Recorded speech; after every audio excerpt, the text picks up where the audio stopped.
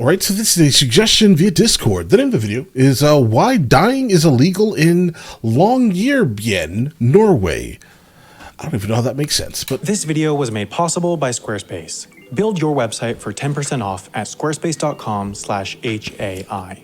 In Longyearbyen, Norway, it's illegal to die. Now, explain viewers will notice that I've already talked about this place in HAI number 5. But any good writer knows that if something works once, reuse it to death. Sort of like with Family Guy. Longyearbyen is just so interesting. And in fact, I should probably just go and film a video there. But, you know, it's cold.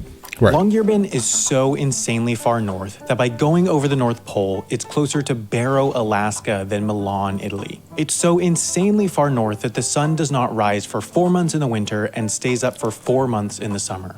Is that where they got the title from? Or not the title, the name? Longyearbyen? Like, this is a long year. That doesn't make any sense. I have no idea. So insanely far north that the average winter temperature has warmed by 6 degrees in the past 30 years. Okay. Oh wait, that's not a very fun fact. That's not a very fun fact at all. For how far north it is, Longyearbyen is a surprisingly large town. Over 2,000 people live there. In fact, there is no larger town further north than Longyearbyen. Because of this, Longyearbyen has the northernmost university, cell tower, circus, art gallery, bowling alley, swimming pool, bus station, gas station, commercial airport, department store, bank, fire station, ATM, we get it, bro. Dealership, the whole town. bar, and kebab Toyota dealership restaurant in the world. It's a legitimate town, but it's still 1,200 miles north of Oslo, so there are some quirks.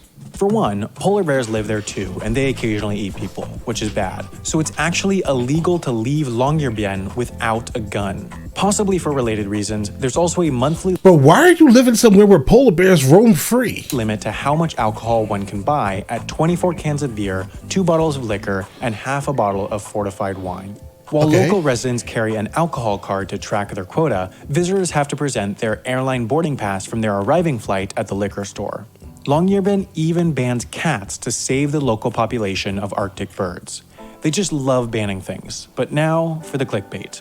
Dying is illegal in Longyearbyen. As you can probably tell, Longyearbyen is no beach resort. The average temperature in February is 1 degree Fahrenheit, so things tend to freeze and stay frozen. I'm gonna be honest, guys, it seems like paradise to me. I cannot stand temperatures above 60 degrees. I'm not a fan, guys. I don't know. I've been involved in these ridiculous temperatures for a while now, but I just would like to get cold again. In places as cold as Longyearbyen, there's what's known as permafrost. By splitting this word into two, you can get a sense of what it means. You see, perma means permit me to show you how to put this word into Google so you can find out that permafrost is where the ground stays below freezing permanently. While it may rise above freezing above ground, places with permafrost, such as Longyearbyen, will always be below freezing below ground, which happens to be where you put dead bodies. The same principle that keeps your chicken nuggets edible for years on end in the freezer does the same to bodies. Not keep them edible, I mean, I guess technically, but just don't eat people. While it may seem pretty great for bodies to not rot away, worry. It's not. You see, in 1918, a few people got the flu, about 500 million to be exact, in what came to be known as the Spanish flu pandemic. Of the up to 100 million individuals who died, 11 were in Longyearbyen, so they established a graveyard that looks like this. When you put a corpse into a giant underground freezer, it turns out that you don't just preserve the body, but you also preserve the viruses inside the body. And so lurking below Longyearbyen are some of the only active samples of a flu strain that killed 5% of the world's population, which is actually quite useful.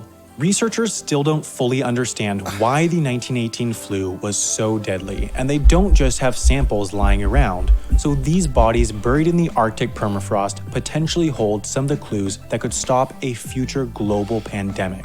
But in the meantime, you really don't want diseases that could obliterate future civilizations just laying a few feet underground preserved for eternity, and Longyearbyen agrees. So that's why death is now illegal in this small Norwegian town. If you're near death, you're flown down to the mainland to live out your final days, and if you die unexpectedly, well, there's no space for you here.